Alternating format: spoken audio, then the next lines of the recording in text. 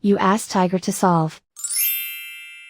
This deals with linear equations with one unknown. The final result is x equals -3. Let's solve it step by step. Simplify the expression. Expand the parentheses. Simplify the arithmetic. Combine like terms.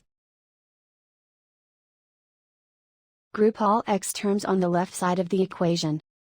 Subtract 5x from both sides. Group like terms.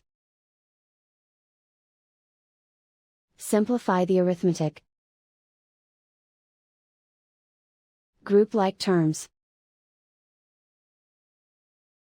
Simplify the arithmetic. Group all constants on the right side of the equation. Subtract 35 from both sides. Simplify the arithmetic.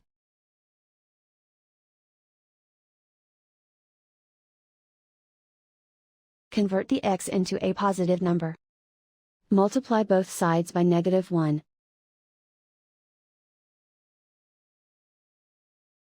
Remove the ones. Simplify the arithmetic. And so the final result is x equals -3.